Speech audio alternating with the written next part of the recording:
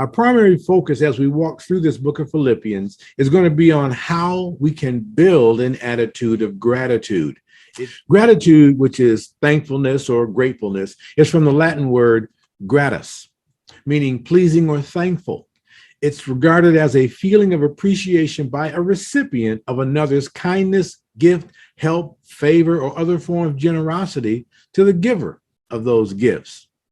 Positioning yourself to have an attitude of gratitude, though, it requires effort. It's just not left to our feelings.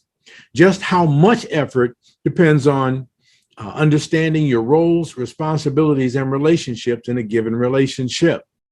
We can see this in the way Saul, as I said, also known as Paul, you can check that out in Acts chapter 13, see the verse 4 or 9, when he opens his letter to the set apart or holy ones in Messiah living in the Roman province of Philippi. Check out the first two verses of chapter 1.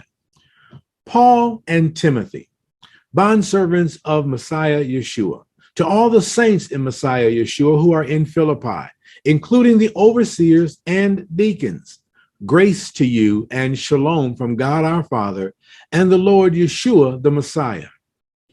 I thank my God in all my remembrance of you. Actually, first three verses. But he's showing that he's got a connection with them and he's been talking with them. And he says, and I'm remembering you as this letter is being written. Paul tells the Philippians how he prays for them because of their participation in the gospel of the kingdom from the first day until now. He reminds them how they met, which is recorded in Acts chapter 16. You might want to flip over there and hold your finger in Philippians, but go on over to Acts 16, verse 1, where we read, now Paul also came to Derbe and to Lystra, and a disciple was there named Timothy, the son of a Jewish woman who was a believer, but his father was a Greek. And he was well spoken of by the brothers and sisters who were in Lystra and Iconium. Going down to verse 6, they passed through Phrygian and the Galatian region after being forbidden by the Holy Spirit to speak the word in Asia. Just a note, this is not the Asia like China, Japan, or Thailand. This is a Roman province in the area of Turkey. Now, after they came to Mysia, they were trying to go to Bithynia, and the Spirit of Yeshua did not allow them. And passing by Mysia, they went down to Troas. And, verse 9, a vision appeared to Paul in the night. A man of Macedonia was standing and pleading, saying, come over to Macedonia and help us. When he had seen the vision, he immediately sought to leave for Macedonia, concluding that God had called us to preach the gospel to them. Sometimes Yahweh will speak to us by his Spirit directly or indirectly through circumstances. And other times he might just use a vision. But please note, Paul wasn't depending on visions. He was being directed by one. Huge difference. Some people like to live in the spooky spiritual realm, and that's not what the Father is calling us to. He's calling us to live with love, power, and of a sound mind, to exercise a discernment that and the wisdom that we have through our relationship with his son, Yeshua. Well, Paul and Silas and his group, they left Troas and traveled to Philippi, which is a leading city of the district of Macedonia, a Roman colony. On the Sabbath, they went to a prayer meeting, thinking now they're going to meet the man that was in his vision, where there they met and stayed with a businesswoman by the name of Lydia. Surprise! Sometimes what God shows us may not always look exactly like what it is when it comes to fruition. But we still have to remember, if we sense it's the Spirit of God moving us, then we keep moving forward to what he's calling us to do. On another day, as Paul and Silas were going to the place of prayer, which is where they had their gatherings on Shabbat, a woman with an unclean spirit, specifically a divination spirit, was saying loudly, these men are bondservants of the Most High God, and who are proclaiming to you a way of salvation. And she did this for several days. She was speaking the truth. These men were bondservants of the Most High God. But Paul, After a while, he couldn't take it any longer. And in verse 18 of chapter 16 in Acts, he turned and said to the spirit, he didn't speak to the woman, he spoke to the spirit that was in that woman, I command you in the name of Yeshua the Messiah to come out of her. And it came out at that very moment. There's no talking and conversing and what have you in this time. He's saying, you know what? I know what's going on in your life. And the lesson here is just because someone may have an unclean spirit, which we also refer to as demons, doesn't mean you have to cast it out at the first encounter. If God is not moving you to do something in that moment, then you need to wait on his timing. Because here Paul spoke and that evil spirit, unclean spirit came out of the woman. Paul gave them several days to leave them alone, but they wouldn't. And even though the word was true, the source broadcasting it was unholy. The men who were profiting off the young woman's unclean spirit, though, they found a way to press charges against Paul. This encounter resulted in Paul and Silas being beaten, then put in prison. You may recall this next part. It was about midnight, and Paul and Silas were praying and singing hymns to God. And in verse 26, it says, and suddenly there was a great earthquake, and immediately all the doors were opened and everyone's chains were unfastened. When the jailer awoke, who had been asleep during this time, saw the prison doors open, he drew his sword because he was going to kill himself. Because if any of the prisoners had gotten away, he would be executed. But Paul, knowing this, he called out to the jailer and he said, don't harm yourself. We are all here. The jailer rushed in and trembling with fear, he fell down before Paul and Silas and saying, sirs, what must I do to be saved? It was more so a play on words because the jailer was thinking he was going to be killed for real and wanted to be saved from an execution. And they took the opportunity to tell him, listen, believe in the Lord Yeshua and you will be saved and your household. Well, the jailer took Paul and Silas to his home where they listened to the word of God. They washed their wounds, and then all of his house was baptized after they had heard Paul and Silas preaching. Then they had a meal together. This happened all because Paul got a vision that he responded to, and when he got there, encountered an unclean spirit that he ejected out of a woman, which got him put into prison, all to get him to this jailer and his household. Things were going to expand in the land and area of Philippi. Let's jump back to Philippians chapter 1. Now, again, Paul had reminded them of their beginning and really wanted to build them up. And he told them he was confident of this very thing, that he who began a good work among them, verse 6, you will complete it by the day of Messiah Yeshua. And he prays for them that their love would overflow. Now, how does all this talk about what he had done in Philippi at this point help me build an attitude of gratitude? Understand, developing an attitude of gratitude has a lot to do with the role, responsibility, and relationship you have with another person or group. Paul truly appreciated how they welcomed him. Even when they ran into trouble in Philippi, they had the support of the believers. And you kind of get the sense, or hopefully you soon will, they wanted to do still more for Paul, because this letter was generated because they had sent him a gift because he was in need. And they really had a connection with him, and he had a connection with them. So how can this work for us? Expressing gratitude spreads positive or good feelings. You feel good, and your appreciation makes someone else feel good as well. I mean, I'm sure when you do something good for a person, when they say thank you, or I really appreciate that, or wow, how did you know exactly what I needed? Thank you so much. They feel good because the need has been met. You feel good because you were used by God to help meet that need, and it was appreciated. This exchange is we call it a currency of the emotional economy.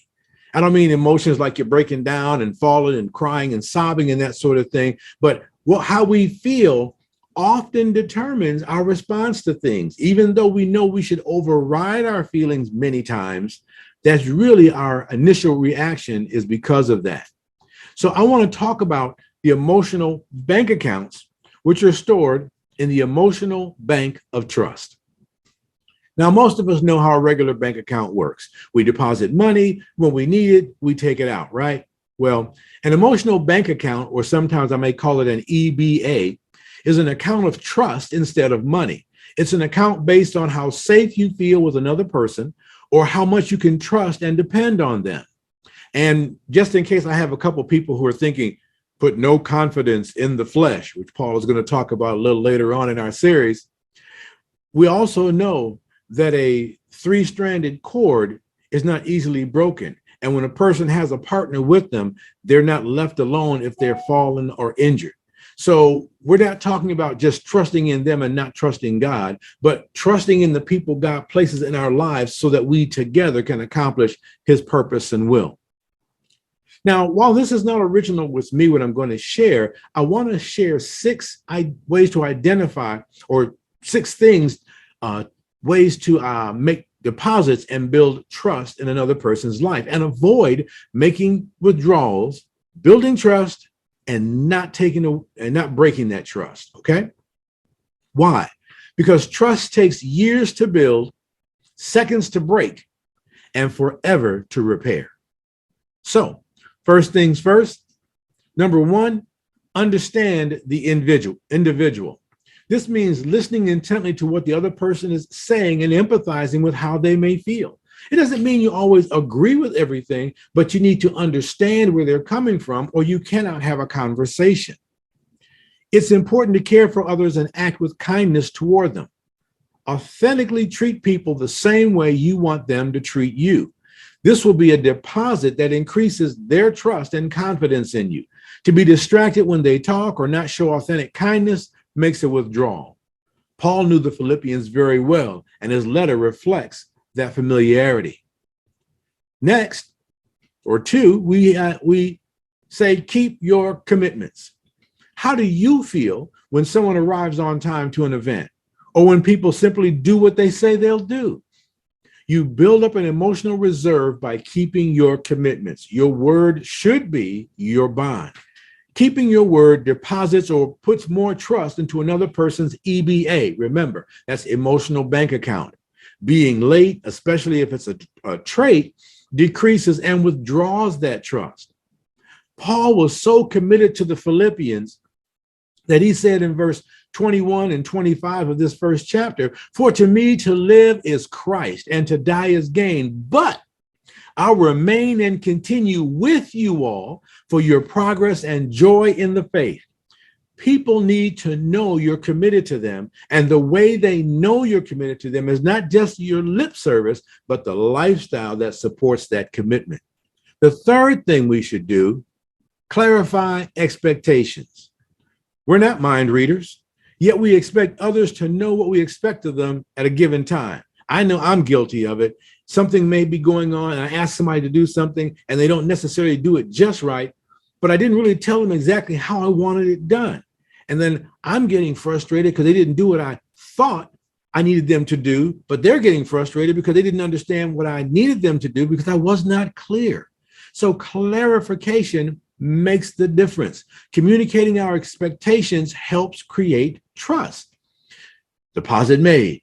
And on the flip side, not being clear, like I shared in that illustration, and making people guess what you want and usually not getting it right, that's a big time withdrawal. And you want to avoid those kinds of things. Paul tells the saints in verses 9 and 10 what he expects in his prayer, that their love would overflow and be reflected in the knowledge and discernment, that is, the choices that they'd make, that they would discover the excellent things, and that they'd be sincere and blameless. Now, I want to say something about that word sincere.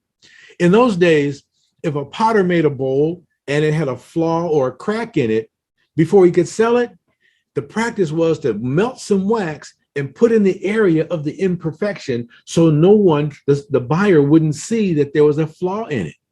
So to be sincere means to be without wax or authentic. My question to you is, are you sincere in your relationships? The fourth item, attend to the little things.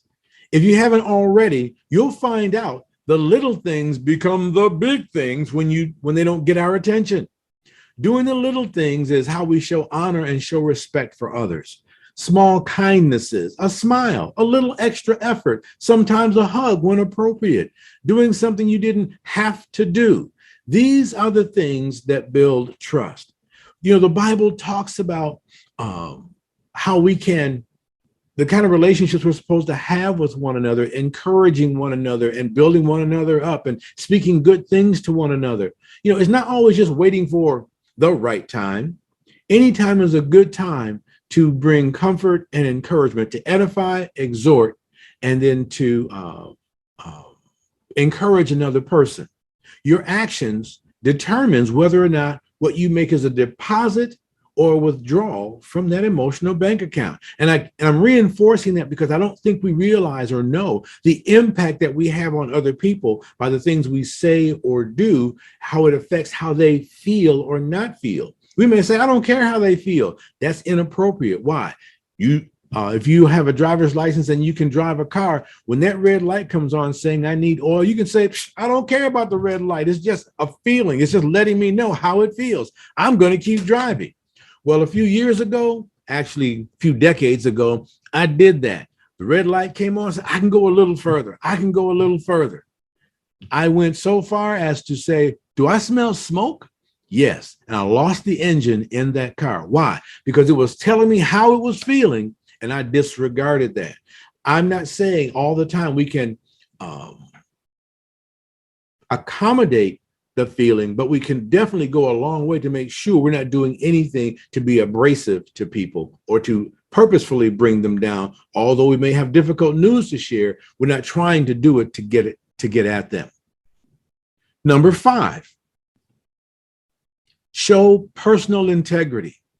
Integrity is the foundation on which trusting relationships are built. It's the quality of being honest and having strong biblical principles, living by them. My wife and I were talking recently. There was a song on the radio where a young lady was singing about praying and getting through to God and how it seemed to make a difference in her life. But in the song, there was a word that she used that in one context, it's not an expletive, but the way it was used actually is an expletive. In the first several days that they played the song, they played it completely. And then I began to hear the song again, and I noticed that they cut that section out. Why? Because they said, I know what you're trying to communicate, but this is probably not the best way and the forum for you to do that, because people aren't in the same place. When we operate with sound, biblically moral character, it makes it easy for others to trust us. Integrity can be described as having the inner strength to be trustful and trustworthy, acting justly and honorably, and being consistent in words and actions. And last on the list, and possibly the most difficult, apologizing when you make a withdrawal. Now, we will make mistakes in life. That is unavoidable. That's going to happen. That's a part of life. And so when that happens and we see that we've violated trust in somebody, we need to sincerely apologize. And that goes a long way to making a deposit to counteract the damage we've done. And there are other times when we may need to make a withdrawal, but we can preface and we can prepare that. And it's not like I'm taking something from them, but I know it's going to have an adverse impact. But if I do something and I unintentionally make a withdrawal, there are 4 A's I'm going to share with you that we can do to work on turning that around. 1, accept ownership of your action. No ifs, ands, or buts. If they say that you offended them in some way, then let them know, okay, I did say that, and I am sorry. What do you mean? I'm going to acknowledge that that act or that thing I said was offensive. But don't go overboard. Just state what it is, and you want to keep on moving. Then apologize. Say, I'm sorry. I see how that hurt you or how that offended you, and I'm sorry for that. Be sincere without wax when you say that. And the 4th A, act in a way that's consistent with the apology. Don't just say, well, I'm sorry, and then go on and keep doing the same kind of thing you did before. That means, I can't trust what you say, And what you say in the future, I don't think I can trust. And that's not how we want to build relationships with one another. People, when they see us acting graciously to one person and not to another person, they kind of wonder, are we just two-faced? And so the thing is, we have to know that we may offend people, but we also have the opportunity to turn those things around.